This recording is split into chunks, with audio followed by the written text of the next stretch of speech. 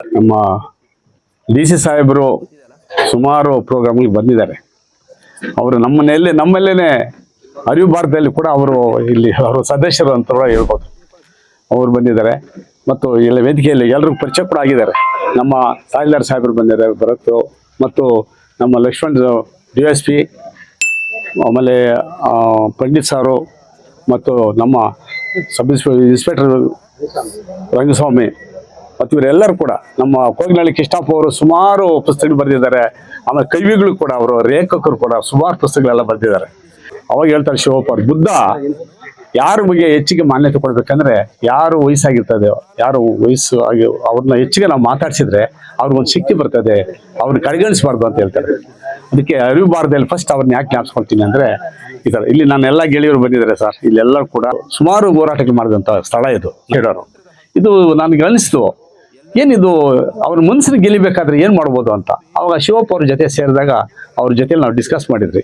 ಈ ಥರ ಅರಿವು ಭಾರತ ಅಂತ ಕಟ್ಕೊಂಡ್ರೆ ಅಥವಾ ಗ್ಲೋಪ್ರೇಷನ್ ಮಾಡಿಕೊಂಡು ಮನಸ್ಸನ್ನ ಗೆಲ್ಲಿಬೇಕಾದ್ರೆ, ಇವಾಗ ಸೋಮಶೇಖರ್ ರೆಡ್ಡಿ ಮನಸ್ಸನ್ನ ಗೆಲ್ಲಿಬೇಕು, ಅವರ ಅಮ್ಮವ್ರನ್ನ ಗೆಲ್ಲಿಬೇಕು, ಅವ್ರ ಮನಸ್ಸಲ್ಲಿರೋಂಥ ಮನೇಲಿರೋಂಥ ಎಲ್ಲ ಹೆಂಗಸರು ಮನಸ್ಸು ಗೆದ್ರೆ ಸೋಮಶೇಖರ್ ರೆಡ್ಡಿ ಎಸ್ ಅಂತಾನೆ. ಇದರ ಅನ್ನೋದೇ ಇಲ್ಲ. ಎಷ್ಟೋ ಜನ ಸಾರ್ ನಮ್ಮ ಹೆಂಗಸರು ಒಪ್ಪಲೇ ಇಲ್ಲ ಸಾರ್, ನನಗೆ ಭಾಳ ಇಷ್ಟ ಇದೆ ಸಾರ್, ಏನು ಮಾಡೋದು ನಮ್ಮಲ್ಲಿ ಹೆಂಗಸರು ಇಲ್ಲ ಅಂದರೆ ನಾವು ಮನೇನೇ ಕಟ್ಟೋಕ್ಕಾಗಿಲ್ಲ ಅಂದರೆ ದೇಶ ಕಟ್ಟೋಕ್ಕಾಗಲ್ಲ. ಅದಕ್ಕೆ ಅವ್ರು ಮನೆ ಕಟ್ಟಿದ್ದಾರೆ, ಅವ್ರು ದೇಶ ಕಟ್ತಾರೆ. ಈ ಅರಿವು ಭಾರತಕ್ಕೆ ನಮ್ಮ ಶಿವಪ್ಪ ಅವರ ಕಾರಣ. ಅವ್ರ ಜೊತೆ ಸೇರಿಕೊಂಡು ನಾವು ತಂಡ, ಪಂಡಿತ್ ನಾವೆಲ್ಲ ಒಂದು ತಂಡ ಕಟ್ಕೊಂಡು ಬಂದಮೇಲೆ ನಾವು ಈ ಥರ ಮಾಡ್ತಾಯಿದ್ರಿ. ಮಾಡಿದಾಗ ನಮ್ಮ ಸಾಹೇಬ್ರು ಒಂದು ಮಾತಾಡಿದ್ರು, ನೀವು ಒಬ್ಬರೇ ಮಾಡಿದ್ರೆ ಹಿಂಗೆ ಮಾಡ್ತೀರಾ, ಎಲ್ಲ ಕಡೆನೂ ಶಾಖೆಗಳು ತೆಗಿಬೇಕು ಅಂತ ಹೇಳ್ಕೊಂಡು ಮೊನ್ನೆ ಇವರು DC ಆಫೀಸಲ್ಲಿ ಒಂದು ಶಿಬಿರ ಮಾಡಿ, ಶಿಬಿರ ಮೀಟಿಂಗಲ್ಲಿ ಶಿಬಿರ ಥರ ಮಾಡಿ ಎಲ್ಲರೂ ಕೂಡ ಈಗ ಏನು ಮಾಡ್ತಾಯಿದ್ರೆ ಒಂದು ಹೋಬಳಿಗೆ ಒಬ್ಬರು ನೇಮಕ ಮಾಡೋದು, 2-3 ಜನ ಮಾಡೋದು, ಒಂದು ತಂಡನ ಕಟ್ಕೊಂಡು ಹೋಗ್ತಾರೆ. ಯಾಕಂದರೆ ಅವರೇ ಮಾಡ್ಬೇಕು ಈ ಕೆಲಸನ. ನಾವು ಸೋಮಶೇಖರ್ ರೆಡ್ಡಿ ಮನಸ್ಸು ಗೆದ್ದಿದ್ದಕ್ಕೆ ನಮಗಿಲ್ಲ ಅವಕಾಶ ಸಿಕ್ತು.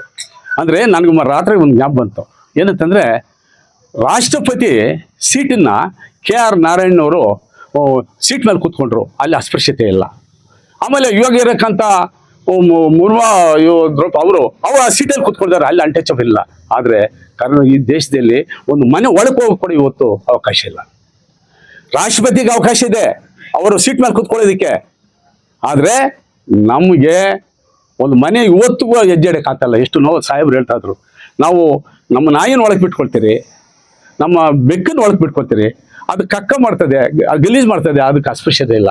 ಅದು ನಾವು ಒಳಗೆ ಹೋದ್ರೆ ಅಸ್ಪೃಶ್ಯತೆ ಆಗ್ತದಲ್ಲ, ಎಂದಕ್ಕೆ ಆಗೋದು ಅಂತ ರಾತ್ರಿ ನಾನು ಹಾಕಿದೆ. ಸಾಹೇಬ್ರು ಮಾಡಿದ್ದು ಕೇಳಿಸ್ಕೊಂಡೆ ಎಷ್ಟು ಅದ್ಭುತವಾಗಿ ಮಾತಾಡಿದ್ದಾರೆ ಅಂದರೆ ಆ ಫೀಲಿಂಗ್ಸು, ಆ ನೋವು ಅನುಭವಿಸೋರು ಗೊತ್ತಾಗ್ತದೆ. ಆದರೆ ಒಂದ್ಸರಿ ಏನನ್ನ ಎಲ್ಲ ಮನೆಗೆ ಹೋದ್ರೆ ಹಳ್ಳಿಗೆ ಹೋದ್ರೆ ನನ್ನ ಫ್ರೆಂಡ್ ಒಬ್ಬನು ಇದ್ದು, ಅವನು ನಾರಾಯಣ ರೆಡ್ಡಿ, ಅವನು ಮನೆಗೆ ಹೋಗ್ತಾನೆ, ಓಡಿ ಬಂದು ಆಚಾಗ್ತಾನೆ ಚೇರು. ಅವಾಗ ಅನಿಸ್ತು ನನಗೆ, ಏನಿದು ನಾನು ಟೌನಲ್ಲಿ ಹುಟ್ರೋದು ಗೊತ್ತಿಲ್ಲ ನನಗೆ. ಆವಾಗ ಗೊತ್ತಾಯ್ತು ನನಗೆ ಏನು ಇವತ್ತು ಈ ದೇಶದಲ್ಲಿ ಹಿಂಗಿದೆ ಅಂತ. ಆಮೇಲೆ ನಮ್ಮ ಕೆ ರಾಮಯ್ಯ ಅವರು DSSಗೆಲ್ಲ ಹೆಚ್ಚಿಗೆ ನಾನು ಯೂನಿಟ್ ಮಾಡ್ತಾ ನಾವು DSS ಕಟ್ಟಿದ್ವಿ. ನಾವು B ಕೃಷ್ಣಪ್ಪ ಅವರು ಭದ್ರಾವತಿಯಲ್ಲಿ ಅಲ್ಲೆಲ್ಲ ಹೋಗಿ ಎಲ್ಲ ಹಿಡಿಕೆಲ್ಲ ಮಾಡಿದಾಗ ಇಷ್ಟು ಇದೇನಪ್ಪ ದೇಶ ಹಿಂಗಿದೆ ಅಂತೇಳಿ ನಾನು ಕೆನರಾ ಬ್ಯಾಂಕಲ್ಲಿ ಅಲ್ಲಿ ಬಂದ್ಬಿಡೋರು ರೇಟ್ ತಿನ್ಬಿಟ್ಟು, ಸರ್ ಅವರು ಹೋಗ್ಬಿಟ್ಟು ಅವ್ರು ಯಾರೋ ಒಂದು ಶಾನ್ಭಾಗ್ ಅಂತ ಮ್ಯಾನೇಜರ್ ಬೈಯೋರು, ಇದೇನು DSS ಆಫೀಸ್ ಏನ ಅಂತ. ನಾನು ಅಲ್ಲೇ ರಿಸೈನ್ ಮಾಡಿ ಬಂದ್ಬಿಟ್ಟೆ. ತಗೊಳ ಯಾವನು ಬೇಕಾಗ್ತದೆ, ಯಾಕೆ ಬಿಸಾಕ್ಬಿಟ್ಟು ಮನೆಗೆ ಬಂದರೆ ಐದು ಮನೆ ಬಿಟ್ಟು ಆಚೆ ಹೋಗೋದು, ಬ್ಯಾಗ್ ಹಾಕೊಂಡು ಮನೆ ಬಿಟ್ಬಿಟ್ಟೆ. ಅದಕ್ಕೆ ಯಾಕೆ ಮಾತಾಡ್ತಾರೆ, ನಾವು ಡೆಡಿಕೇಟ್ ಆಗಬೇಕು.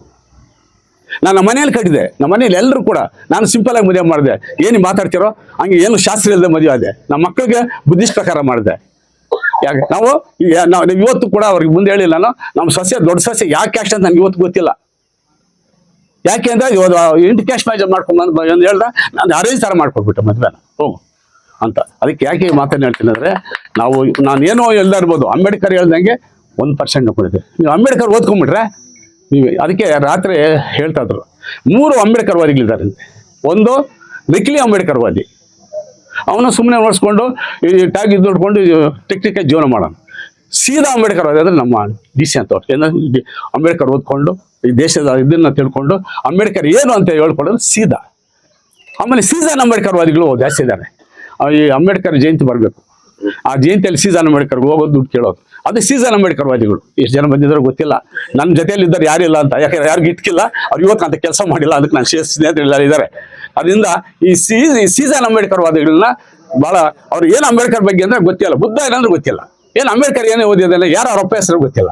ಈ ಚಳುವಳಿ ಏನು ಅರಿವು ಭಾರತ ಒಳ್ಳೆ ಚೆನ್ನಾಗಿ ಕಟ್ಕೊಂಬತ್ತಾ ಇದ್ದೀರಿ, ಅದ್ರ ಜೊತೆ ನೀವೆಲ್ಲರೂ ಕೈ ಜೋಡಿಸ್ಬೇಕು. ನಮ್ಮದಲ್ಲ, ಈ ಭಾಗದಲ್ಲಿ ನಾನು ಹೇಳ್ದೆ ಇವರು ನಮ್ಮ ಎ ಪಿ ಎಲ್ ರಂಗನಾಥ್ ತಪ್ಸ್ಕೊಂಡ್ಬೇಡಯ್ಯ ನೀನು ಬಾರಯ್ಯ ಕರೆಕ್ಟ್ ಹೋರಾಟ ಮಾಡ್ದೇನೆ ಎಲ್ಲ ತಪ್ಸ್ಕೊಂಡ್ಬಿಟ್ಟು ಆ ಕೆಲಸ ಈ ಕೆಲಸ ಅಂತ ಹೇಳಿದೆ. ಅವ್ರು ಬಂದಿದ್ದಾರೆ ಯಾಕಂದ್ರೆ ಈಗ ಗೊತ್ತಾಗಬೇಕಂತ, ಇದು ನೆಕ್ಸ್ಟ್ ಅವ್ರು ಮಾಡ್ಬೇಕಲ್ಲ ಅಂದ ಈ ಚಳುವಳಿಯೇ ನಾವು ಮುಂದೆ ತಿಳ್ಕೊಂಡು ಹೋಗ್ಬೇಕು. ಮತ್ತು ನಮ್ಮ ಸಾಹೇಬ್ರಂತವ್ರು ನಮ್ಮ ಭಾಳ ಒಂದು ಕೂಡ ತಪ್ಪಿಸ್ಕೊಳ್ಳೋಕ್ಕಾಗಿಲ್ಲ, ನಮ್ಮ ಭಾಳ ಬೆಂಬಲವಾಗಿದ್ದಾರೆ ಎಲ್ಲರೂ ಕೂಡ. ನಮ್ಮ ಮಂಜುನಾಥ್ ರೆಡ್ಡಿ ಇರ್ಬೋದು, ಎಲ್ಲರೂ ಕೂಡ ನಮ್ಮ ಇವರು ಈ ನಮ್ಮ ಹೋಗಿನಲ್ಲಿ ಕೃಷ್ಣಪ್ಪರು ಜಾರಿ ಬಂದವರು ರೋಡ್ ಪುಸ್ತಕದಲ್ಲಿ ಇದ್ದಾರೆ. ಯಾರು ಸುಸ್ತಾಗಿ ವಯಸ್ಸಾಗ್ಬಿಟ್ಟಿದೆ ಅಂತಾರೆ, ವಯಸ್ಸಾಗಿಲ್ಲ ಅವ್ರಿಗಿನ್ನ ಏನೋ ಅವ್ರು ಒಬ್ಬಂಟಿ ಆಗಿಬಿಟ್ಟಿದ್ದಾರೆ. ಅವ್ರು ಮಿಸಸ್ ಕಳ್ಕೊಂಡು ಯಾಕೋ ಸ್ವಲ್ಪ ಇದಾಗ್ಬಿಟ್ಟಿದ್ದಾರೆ. ಅದರಿಂದ ಅವರೆಲ್ಲ ಅಷ್ಟೇ ಭಾಳ ಹೋರಾಟದಲ್ಲಿ ನಮ್ಮ ಜೊತೆಲೆಲ್ಲ ಇದ್ದರು. ಇವರು ಪ್ರೋಗ್ರಾಮ್ ಸುಮಾರು ಪ್ರೋಗ್ರಾಮ್ಗೆ ಬಂದಿದ್ದಾರೆ. ಅದರಿಂದ ದಯವಿಟ್ಟು ನನಗೆ ಭಾಳ ಟೈಮ್ ತೆಕ್ಕೊಂಡ್ಬಿಟ್ಟೆ, ಹೇಳೋಂಥ ಟೈಮ್ ಬಂತು. ಯಾಕಂದರೆ ನಿಮ್ಮೆಲ್ಲರೂ ನೋಡಿ ನಿಮ್ಮ ಕಷ್ಟಗಳು ನಿಮ್ಮ ಇನ್ನೆಲ್ಲ ಎಲ್ಲ ನನಗೆ ಗೊತ್ತಿದೆ. ನೀವು ಅದರಿಂದ ಎಲ್ಲರೂ ಕೂಡ ನೀವು ದಯವಿಟ್ಟು ಮಕ್ಕಳನ್ನ ಓದಿಸ್ಬೇಕು ಮತ್ತು ಎಲ್ಲರೂ ಕೂಡ ಈ ಥರ ಸೀಟ್ ಮೇಲೆ ಕೂತ್ಕೋಬೇಕು, ಈ ಥರ ಓದ್ಕೋಬೇಕು. ಅಂಬೇಡ್ಕರ್ ಇಲ್ಲ ನಾವೇನು ಮಾಡೋಕ್ಕಾಗಲ್ಲ, ಸಂವಿಧಾನ ಇಲ್ಲ ಅಂದರೆ ನೀವೇನು ಮಾಡೋಕ್ಕಾಗಲ್ಲ. ಎಲ್ಲರೂ ಸಂವಿಧಾನ ನೋಡ್ಸೋಣ, ಅಂಬೇಡ್ಕರ್ ಮಾಡೋಂಥ ಹಾದಿಯಲ್ಲಿ ಹೋಗೋಣ. ಸಂವಿಧಾನ ಇಲ್ಲ ನಾವೇನು ಮಾಡೋಕ್ಕಲ್ಲ, ಎಲ್ಲರೂ ಸಂವಿಧಾನ ಓದ್ಕೊಳ್ಬೇಕು. ನೀವು ಆವಾಗ ಪ್ರಮಾಣ ಮಾಡಿಸಿದ್ರು ಯಾರೋ ನಮ್ಮ ಶಿವಪ್ಪ ಸರ್ ಬರ್ದಿರಕ್ಕಂಥದ್ದು ಪ್ರಮಾಣ ಮಾಡಿಸೋದು ಸಂವಿಧಾನದ ಪ್ರಮಾಣ, ಅದು ನಾಟ್ ಈಸಿ. ಅದಕ್ಕೆ ನೀವು ಎದೆ ಮೇಲೆ ಕೈ ಇಟ್ಕೊಂಡು ಪ್ರಮಾಣ ಮಾಡಿದರೆ ನೀವೆಲ್ಲರೂ ಕೂಡ ಸಿನ್ಸಿಯರ್ ಆಗಿರಬೇಕು. ನಾವು ಸ್ವಾಭಿಮಾನ ಕಳ್ಕೊಬೇಡಿ. ಅಂಬೇಡ್ಕರ್ ಹೇಳ್ತಾನೆ, ಸ್ವಾಭಿಮಾನ ಇಲ್ಲದ ಕಡೆ ನೀನು ಚಪ್ಪಲಿಗಳು ಬಿಡಬೇಡ. ನನಗೆ ಅವಕಾಶ ಕೊಟ್ಟ ಎಲ್ಲರೂ ಕೂಡ ಹೊಂದಿಸಿ ನಾನು ಮಾತನ್ನು ಮುಗಿಸ್ತೀನಿ. ಜೈ ಭೀಮ್, ಜೈ ಭಾರತ್.